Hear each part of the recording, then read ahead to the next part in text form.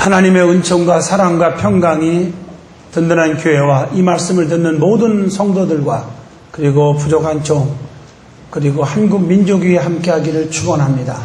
에베소서 5장 15절로 21절을 통해서 지혜 있는 자의 삶이라 하는 제목으로 함께 은혜를 나누겠습니다. 성도는 이 땅에 살면서 지혜 있는 자의 삶을 살아가야 합니다. 지혜는 세상을 이길 수 있는 영적인 능력입니다. 옳고 그름을 판단할 수 있는 능력입니다. 또 하나님의 뜻이 무엇인지 마귀의 뜻이 무엇인지를 분별할 수 있는 능력이 지혜입니다. 많은 사람들이 지혜가 부족해서 하나님이 기뻐하는 것인지 마귀 사탄 귀신이 기뻐하는지를 분별을 못해서 혼돈하는 사람들이 있기 때문입니다. 열심히 하긴 하는데 교회와 또 하나님께 그리고 주의 종에게 또 성도들에게 누를 끼치는 열심히 있는 사람들이 있습니다. 그것은 우리가 지혜가 없어서 그렇습니다. 그래서 사도 바울은 에베소 교회를 향해서 지혜 있는 자가 되라고 권면하고 있습니다. 초대교회 7집사를 안수하며 세울 때도 성령이 충만하고 지혜가 충만한 자를 세웠습니다. 지혜가 부족해서 실수하거나 하나님의 뜻을 거스리고 성도들 사이에 상처를 주고 시험거리가 될 때가 많습니다. 그렇기 때문에 성도는 하나님께 지혜를 구하셔야 합니다. 지혜는 노력만 가지고 안 됩니다. 위에서부터 주님께서 부어주셔야만 하는 것입니다. 그래서 성도는 무릎을 꿇고 기도하면 지혜가 옵니다. 어떻게 지혜 있는 자의 삶을 살 수 있는지 우리가 본문을 통해서 우리가 말씀을 통해서 깊이 깨닫게 해주고 있습니다. 제일 먼저 성경에서 지혜 있는 자들과 미련한 자들이 있음을 찾아볼 수가 있습니다. 오늘 이 말씀을 들으면서 나도 지혜 있는 자같이 돼야 되겠다. 미련한 사람같이 살면 안 되겠구나. 이렇게 깨닫는 시간이 되었으면 합니다. 제일 먼저 지혜 있는 자들이 성경에 많이 나옵니다. 특별히 누가복음 19장에 보면 사케오를 볼 수가 있어요. 뽕나무까지 올라가서 예수님을 바라보다가 아브라함의 자손의 축복을 받습니다. 그렇게 나쁘게 살던 사람이 가장 선하게 삽니다. 남의 것 뺏은 거 생각만 나면 4배 갚아주고 내 재산 반절을 잘라서 가난한 사람에게 주고 살겠다 이렇게 고백을 합니다. 왜 그랬을까? 무슨 지혜를 가지고 있었을까요? 자존심도 체면도 버리고 뽕나무에 올라가는 지혜가 있었습니다. 주님은 내 마음을 아실 거야. 남들이 나를 보고 손가락질하고 탐관오리라고 비난할지라도 주님은 나를 용서하실 것이고 내 마음의 중심을 보고 계실 거야. 이 믿음으로 올라간 것이 지혜입니다. 주님을 보고 싶은 사모하는 마음이 간절했어요. 이게 지혜로운 자의 태도입니다. 그 다음에 마가복음 2장 4절 5절 보면 중풍병자 친구를 살려보겠다고 지붕을 뚫기까지 하여 주님 앞에 단행했을 때에 고침받게 했던 지혜로운 네 친구를 우리는 잘 아십니다. 그들은 어떤 지혜를 가졌습니까? 단합했어요. 협동심으로 함께하는 지혜가 있었어요. 교회도 나 혼자 주의 일하는 게 아닙니다. 함께 협력을 하는 지혜가 있어야 합니다. 포기하지 않았습니다. 끝까지 지붕까지 올라가서 구멍을 뚫고 다뤄내는 그런 지혜를 찾아냈습니다. 이것이 바로 지혜입니다. 지혜. 그래서 친구 중풍병자가 죽어가지만 살아난 줄로 믿습니다. 고린도전서 3장 10절 보면 터를 잘 닦아서 좋은 집을 지은 지혜로운 건축자 얘기가 나옵니다. 오늘 이런 자는 무엇을 지혜롭게 했습니까? 반석 같은 터에 세웠다는 사실입니다. 모래 위에다가 터를 닦아서 집을 지면 어리석은 자지만 반석 위에 터를 닦고 집을 짓는 게 지혜입니다. 그런데 영원한 터는 뭐냐? 영적으로 주님이십니다. 고린도전서 3장 11절에 보면은 이 닦아둔 것 이에 능히 다른 터를 닦아둘 자가 없으니 이 터는 곧 예수 그리스도라고 말씀합니다. 로마서 15장 20절 남의 터에다가 건축하지 않습니다. 자기 터에다가 건축을 하여야 합니다. 여러분 내가 돈이 많고 좋은 고급 자재가 많다고 해서 아무 땅에다가 집을 딱 전화보세요. 그 다음날 포크레인으로 다 때려 부숴버릴 겁니다. 얼마나 미련한 자입니까? 자기 터에다가 집을 지어야 되는 거 아니겠습니까? 신앙생활도 내 믿음의 터에다가 신앙생활 잘해야 되는 거예요. 남이 잘한다 기뻐하는 건 당연하지만 내가 믿음이 자라야 돼요. 어떤 사람은 말씀을 들을 때 보면 자꾸 이렇게 쇼를 하길래 왜 쇼 하나 했더니 어쩌면 우리 목사님이 설교가 아주 그냥 쪽집게 같이 잘하냐, 어떻게 잘하냐고 그러니까 긴지사가 꼭 깨달아야 할 말씀을 전하는 걸 보니까 쪽집게래. 긴지사 꼭 깨달아야 된다. 오집사가 꼭 깨달아야 돼. 저건 한집사가 꼭 깨달아야 돼. 한집사. 자기는 하나도 안 받고 남만 나눠주고 앉았더라고요. 말씀을 내 심령에다가 말씀을 받고 세워야 되는데 다른 사람들 터 위에다 세우려고 그래요. 안 됩니다. 고린도전서 3장 14절 금과 은과 보석으로 집을 지으면 공력을 따라 반드시 상을 받는다고 말씀하고 있습니다. 그리고 하나님을 기쁘시게 하는 자가 지혜로운 자라고 에베소서 5장 10절로 12절에 말합니다. 미련한 자는 사람을 기쁘게 하는 데만 신경을 써요. 하나님을 기쁘시게 하는 일에 신경을 써야 돼요. 그래서 한 영혼을 하나님께로 돌아오게 하는 것이 하나님을 기쁘게 하는 거라고 누가복음 15장 7절에 말합니다. 또 믿음으로 하는 것이 하나님을 가장 기쁘게 하는 거라고 분명히 히브리서 11장 6절에 말합니다. 하나님의 자녀들이 서로 사랑할 때 하나님을 가장 기쁘시게 하는 거라고 그렇게 성경은 말씀하고 계신 줄로 믿습니다. 육신의 부모를 공경하고 그 부모에게 절대적으로 순종할 때 하나님을 기쁘시게 하는 거라고 말씀합니다. 하나님의 뜻을 순종하고 그 뜻대로 따를 때에 하나님을 기쁘게 하는 거라고 마태복음 3장 17절에 말씀하고 계십니다. 그리고 로마서 12장 1절 말씀처럼 신령과 진정으로 예배를 드릴 때 하나님을 가장 기쁘시게 하는 거예요.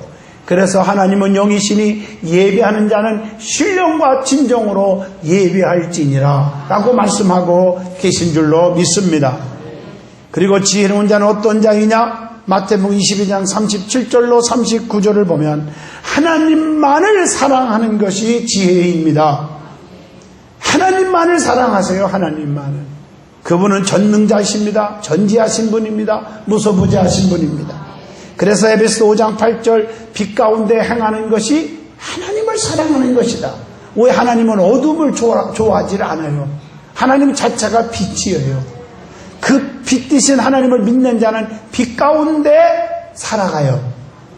빛은요 어둠을 몰아내는 거예요. 근심, 걱정, 불안, 초조, 낙심, 좌절 이걸 다 몰아내는 게 빛입니다.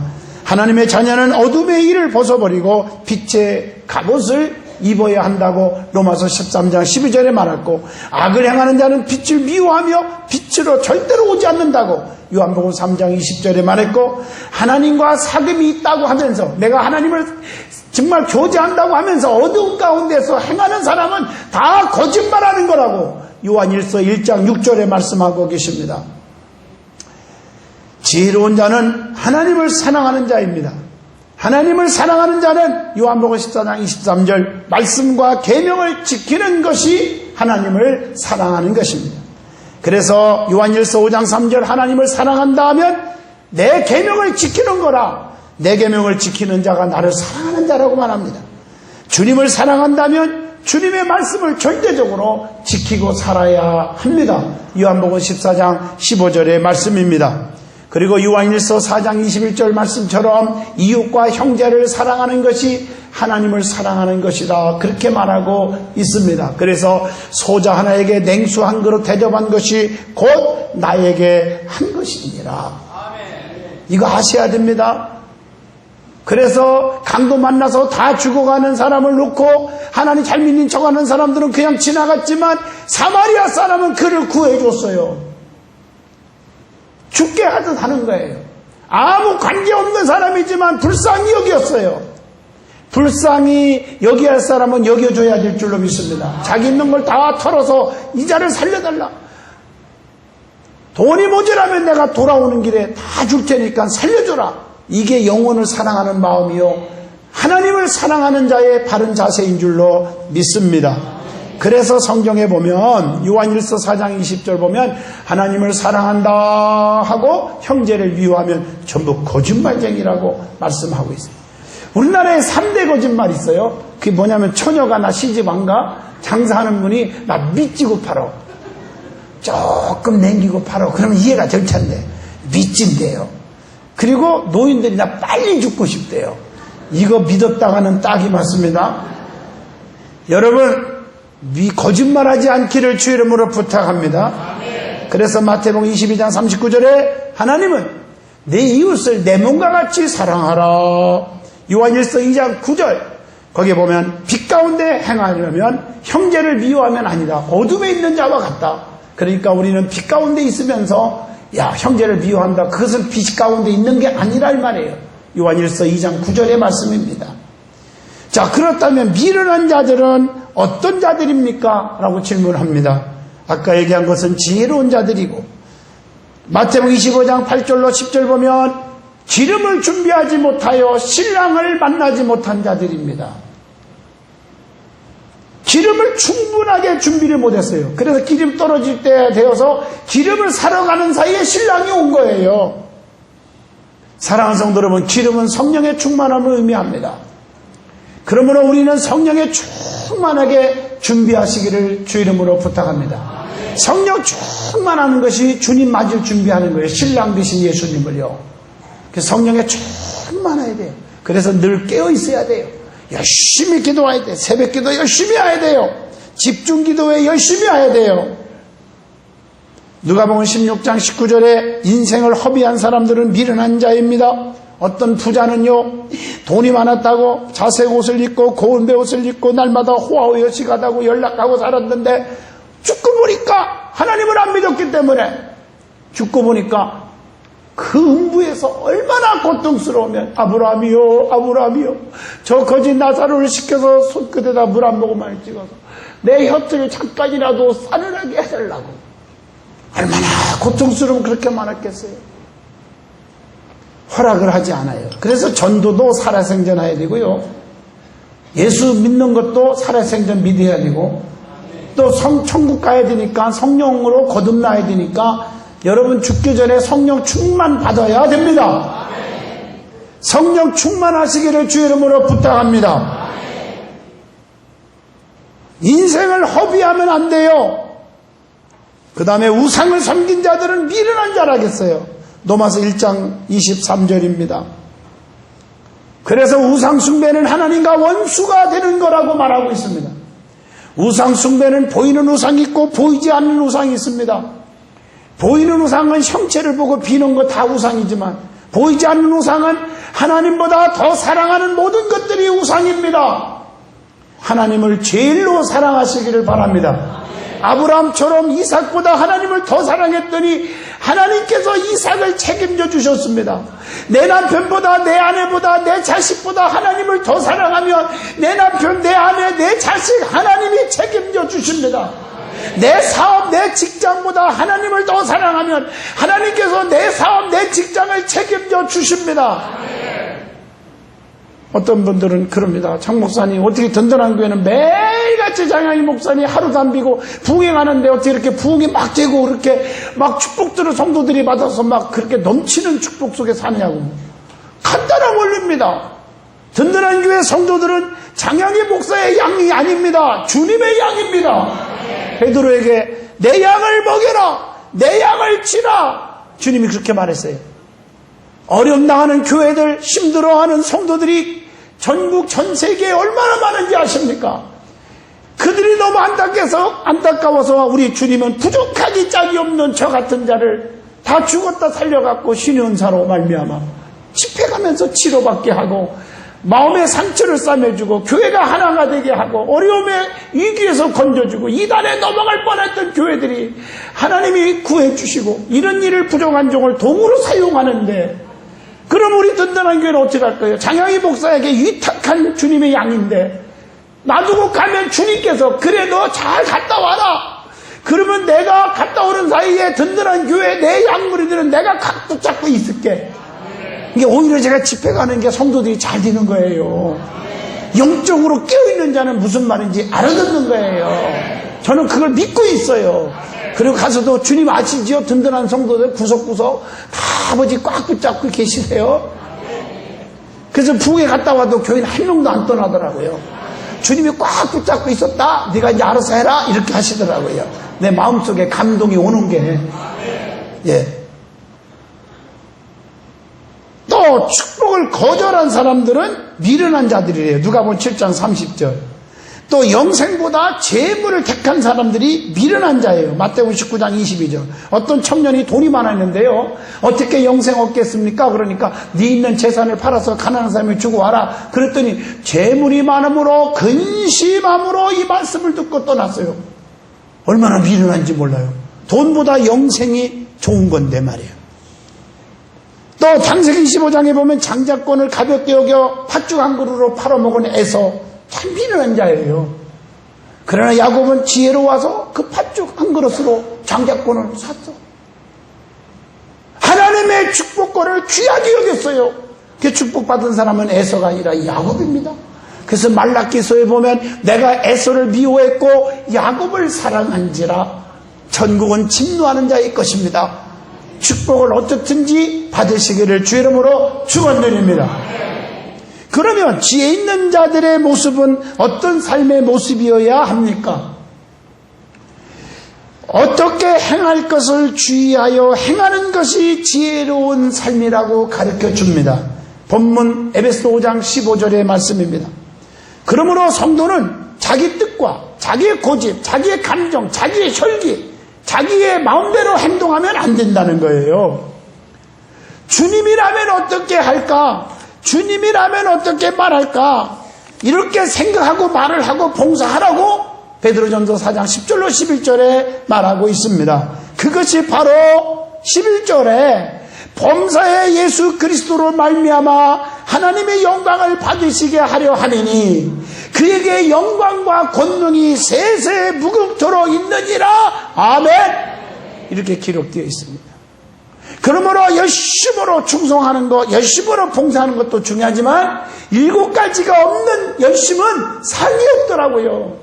그게 감동이 오기를 믿음으로 했느냐, 기쁨으로 했느냐, 감사함으로 했느냐, 사명감 가지고 했느냐, 덕을 세웠느냐, 담임 목사님 주의 족의 목회의 코드가 같았느냐, 하나님께 영광을 돌렸느냐, 7가지를 꼭 헤아리시면서 열심히 하시기를 부탁합니다.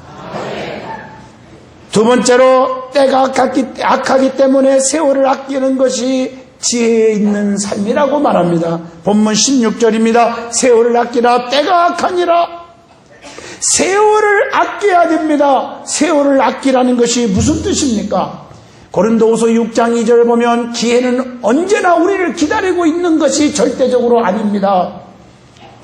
지금이 기회입니다. 보라 지금은 은혜 받을 만한 때요, 보라 지금은 구원의 날이라고 말합니다. 지금이 전도할 기회입니다.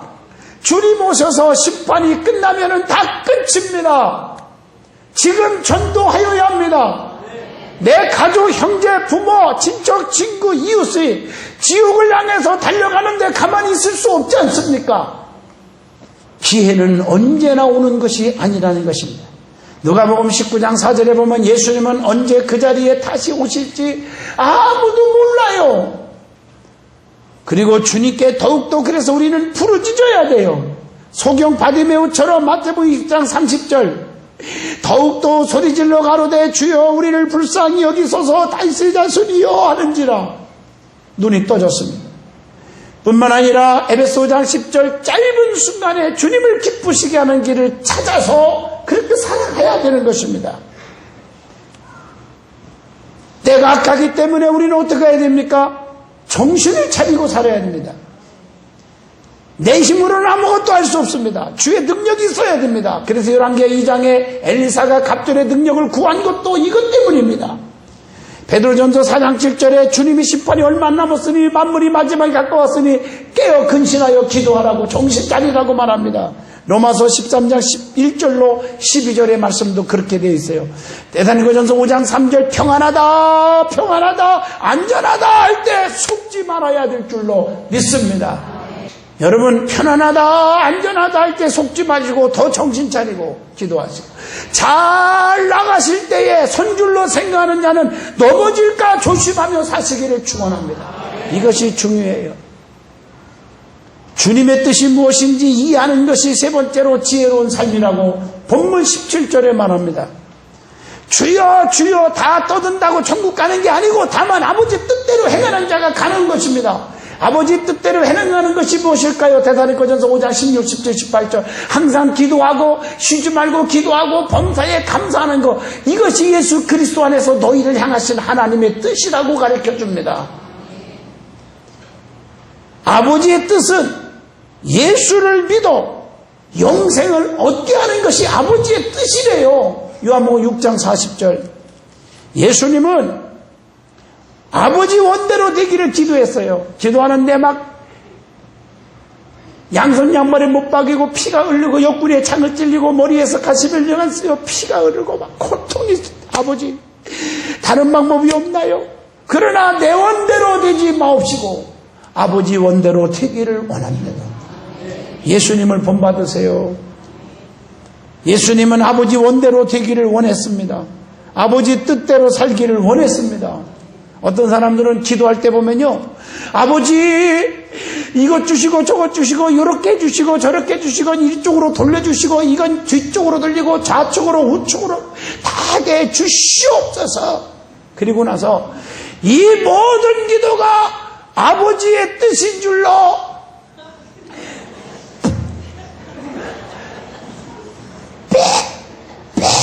뺐습니다 하다가 그 다음날 뒤지게 터졌다고 하더라고요. 왜 터졌는가 알아봤더니 하나님의 마음속에 감동이, 그건 네 뜻이지 내 뜻이 아니야. 오늘 많은 사람들은 너무 이기적이에요. 자기 생각하는 것이 다 아버지 뜻이라고 그냥 여겨버려요. 심지어는 어떤 사람은 이게 다 아버지 뜻이요. 안 돼요. 어떤 사람은 또 사기치는 사람은요, 나 돈 꺼줘 1,000만 원만. 아버지 뜻이요. 나 응답 받고 왔어. 황당한 거예요. 그럼 왜 나한테는 응답이 안 와요? 맞잖아요. 선거 때도 보면 전부 아버지 뜻이래. 아버지가 나가라겠대. 그리고 아버지가 붙여준다겠대. 그리고 뚝 떨어지고 나면 뭐라고 얘기하려나 모르겠어요. 신앙생활 바르게 하시기를 축원합니다. 성도는 내 뜻을 주님의 뜻으로 알고 살아서는 안 된다는 거예요. 빌립보 2장 13절입니다. 그 다음에 네 번째로 술 취하여 방탕하지 말고 성령의 충만함을 받는 것이 지혜로운 삶이라고 본문 에베소 5장 18절에 말하고 있습니다. 여러분 세상의 술에 취하지 마세요. 성령의 충만함을 받으시기를 축원합니다. 전 세계에서요 술 주정 부리고 술 취해가지고 비틀거리고 이런 나라는 대한민국이에요.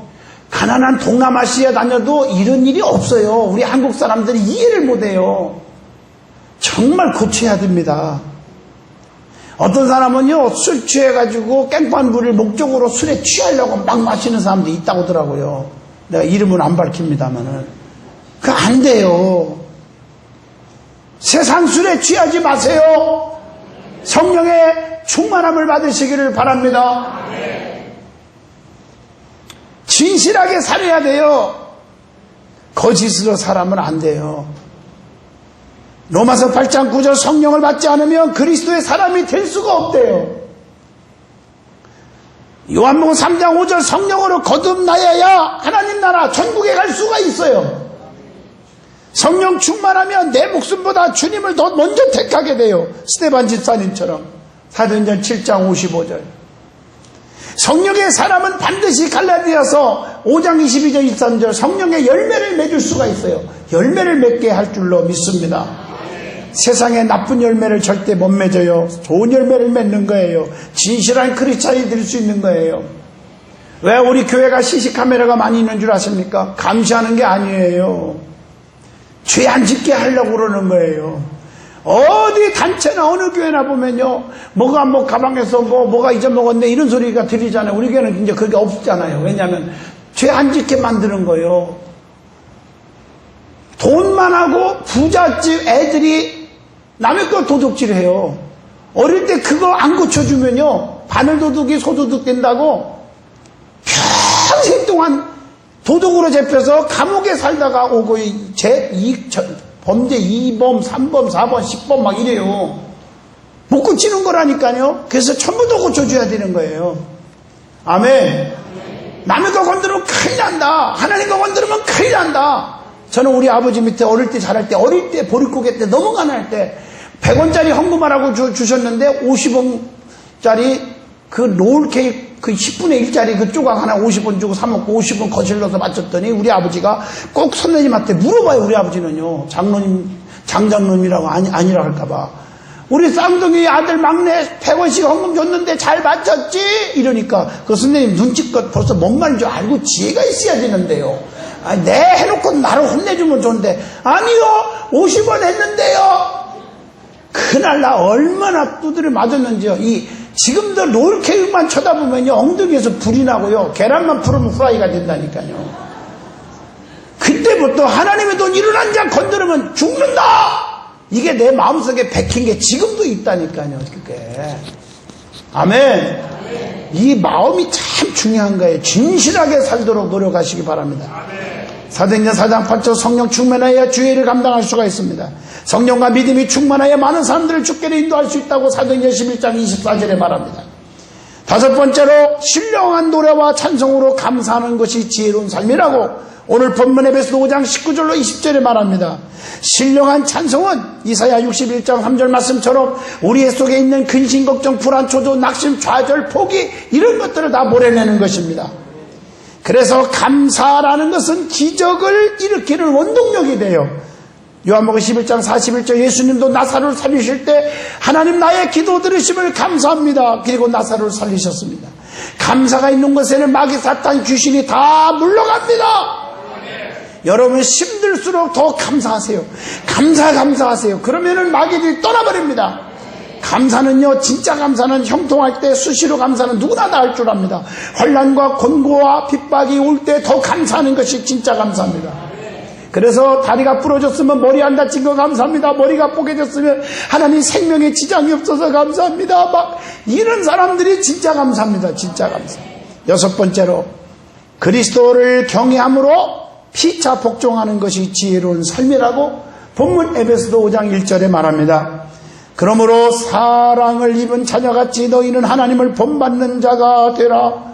지혜로운 자의 삶은 하나님을 경외하는 예배가 있어야 됩니다. 그래서 예배가 성공하시기를 주 이름으로 부탁합니다. 하나님을 사랑한다면서 예배 빠져. 그건 거짓말입니다.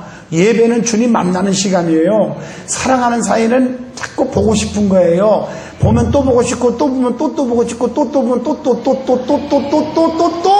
영원히 보고 싶어서 딴딴따단 딴딴따단 하고 결혼하는 거예요.